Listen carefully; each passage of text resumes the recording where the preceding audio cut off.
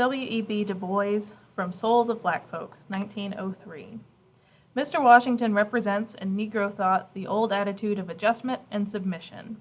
This is an age of unusual economic development, and Mr. Washington's program naturally takes an economic cast, becoming a gospel of work and money to such an extent as almost completely to overshadow the higher aims of life. Mr. Washington's program practically accepts the alleged inferiority of the Negro races. Mr. Washington withdraws many of the high demands of Negroes as men and American citizens. In other periods of intensified prejudice, all of the Negro's tendency to self-assertion has been called forth. At this period, a policy of submission is advocated. In the history of nearly all other races and peoples, the doctrine preached at such crises has been that self-respect is worth more than land and houses.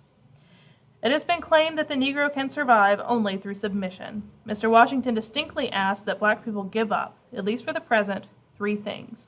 First, political power. Second, insistence on civil rights. Third, higher education of Negro youth, and concentrate all their energies on industrial education, the accumulation of wealth, and the conciliation of the South. This policy has been courageously and insistently advocated for over 15 years. As a result, what has been the return? In these years, there have occurred the disfranchisement of the Negro, the legal creation of a distinct status of civil inferiority for the Negro, the steady withdrawal of aid from institutions for the higher training of the Negro. Washington's propaganda has, without a shadow of a doubt, helped the speedier accomplishment of the above 3 developments. The question then comes, is it possible and probable that 9 millions of men can make effective progress in economic lines if they are deprived of political rights, made a servile caste, and allowed only the most meager chances of developing their exceptional men?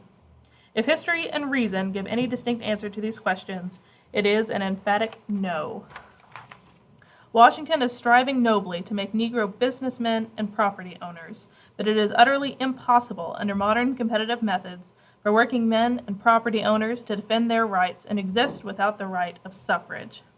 Washington insists on thrift and self-respect, but at the same time counsels a silent submission to civic inferiority such as is bound to sap the manhood of any race in the long run. Washington advocates common school and industrial training, and appreciates institutions of higher learning. But neither Negro common schools nor Tuskegee itself could remain open a day were it not for teachers trained in Negro colleges or trained by their graduates. Critics of Washington do not expect that the free right to vote, to enjoy civic rights, and to be educated will come in a moment. They do not expect to see the bias and prejudices of years disappear at the blast of a trumpet, but they are absolutely certain that the way for a people to gain their reasonable rights is not by voluntarily throwing them away and insisting that they do not want them, that the way for a people to gain respect is not by continually belittling and ridiculing themselves. On the contrary, Negroes must insist continually that voting is necessary to modern manhood, that color discrimination is barbarism, and that black boys need education as well as white boys. On the whole, the distinct impression left by Mr. Washington's propaganda is, first, that the South is justified in its present attitude toward the Negro. Secondly, that the prime cause of the Negro's failure to rise more quickly is his wrong education in the past. And thirdly, that his future rise depends primarily on his own efforts. Each of these propositions is a dangerous half-truth. The supplementary truths must never be lost sight of. First, slavery and race prejudice are potent, if not sufficient, causes of the Negro's position. Second, industrial and common school training were necessarily slow in planting because they had to await the black teachers trained by higher institutions. And third, while it is a great truth to say that the Negro must strive and strive mightily to help himself, it is equally true that unless his striving be not aroused and encouraged by the initiative of the richer and wiser environing group, he cannot hope for great success.